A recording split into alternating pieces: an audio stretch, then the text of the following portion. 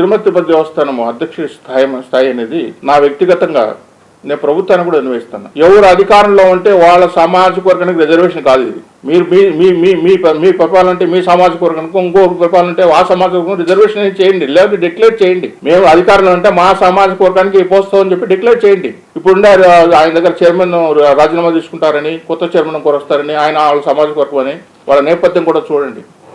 వాళ్ళ గతంలో ఎట్లా పనిచేశారో కూడా చూడండి. దేవస్థానానికి ఏ విధంగా వాళ్ళు కొల్లగొట్టారో ఉద్ధరించారో కూడా మీకు తెలుసుకొని చేయండి. ఇది రిజర్వేషన్ మాత్రం చేయబాకండి. తిరుమల తిరుపతి దేవస్థానం మీరు అనుకోండి, మీకు రాజకీయ ప్రయోజనాల కోసమో, రాజకీయ చిన్న చిన్న అవసరాల కోసమో, మీ వ్యక్తిగత ప్రయోజనాల కోసమో ఏదో తీసుకుని తప్పు నిర్ణయాలు చేస్తే ఇట్లాగే ఉంటుంది. ఈ పాలక మండలి ఇప్పుడు ఈవేళ 2 సంవత్సరాల క్రితం ఇంతవరకు ప్రక్షాళన చెప్పి పెడుతూ ఏం చేసాం, వాళ్ళు చేసిన పనులే ఇవాళ కంటిన్యూ చేస్తున్నాం. ఆ రోజు ప్రక్షాళన చెప్పి మాట్లాడడం, ఈ రోజు ఏమన్నా ప్రక్షాళన జరిగింది అవే జరుగుతున్నాయి. ఏవైతే మనకు వస్తాను రద్దు చేస్తామని శ్రీవాడి కానీ, వైకుంఠ ఏకాదశి దర్శనాలు కానీ, ఎన్నో మహాలఘు కానీ అన్ని చెప్పినట్టు అన్ని కంటిన్యూ అవుతూనే ఉన్నాయి కదా. ఏం ప్రక్షాళన చేసాం మనము? ఇవి కూడా భక్తులు ఆలోచిస్తున్నారు కదా. విశ్వసనీయత అనేది ఏదైతే మనం మాట్లాడుతున్నా కాపాడుకోవాల్సిన బాధ్యత మనకు ఉంది.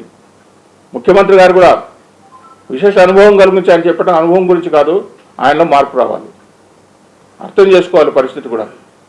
నాయకుల మనోభావాలు కూడా తెలుసుకోవాలి. నాయకుల కష్టం వాళ్ళు కూడా తెలుసుకోవాలి ఎవరు చేస్తున్నారని చెప్పి. ఈ ఎప్పటి వరకు అయితే ఇప్పుడు ఈ పాలక మండలి అధ్యక్షుడి పైన రావడానికి కారణం ఏంటంటే ఈ భజన మండలిని ఎప్పుడైతే ఎంకరేజ్ చేశాడో దానివల్ల ఇటువంటి ఇమ్మెచ్యూర్ డిసిషన్స్, పరిపక్వత లేని వాళ్ళ సూచనలు సలహాలు తీసుకొని ఈ విధంగా తయారైపోయింది. ఈరోజు ఇన్ని ప్రెస్ మీట్ 2 సంవత్సరాల నుంచి ఇంతవరకు ఇన్నేళ్లలో 30 ఏళ్లలో ఒక తిరుమల తిరుపతి దేవస్థానం పైన వారానికి 10 ప్రెస్ మీట్ నేను ఎక్కడైనా చూడలేదు. ఏ టీవీ ఓపెన్ చేసినా లడ్డు విషయమో, లేదంటే ఇంకో విషయమో తిరుమల తిరుపతి దేవస్థానం సంబంధించిన విషయమో. ఇది మంచిది కాదు. ఎన్నోసార్లు నాకు చెప్పాను, దీన్ని ఆపండి. ఇంకటి నుంచి దేవస్థానం పరువును కాపాడాల్సిన బాధ్యత అధికారం పైన ఉంది, అధికార పార్టీ పైన ఉంది, అధికారం ఉన్న పక్ష నాయకుల పైన ఉంది. మనం ఏదో మాటలు చెప్పేసి మేము ఏదో చేస్తామని చెప్పి మనం 2 సంవత్సరం లోపల నేను ఇది మొత్తం నేను ప్రక్షాళన చేస్తానని చెప్పిన మనము 2 అధికారులను ట్రాన్స్ఫర్ చేసి ఆ పాలక మండలిలో పనిచేసిన 50 మంది మమ్మల్ని 6 మంది ఇవాళ కంటిన్యూ చేసినట్టు మనం ఏం ప్రక్షాళన చేసినట్లు?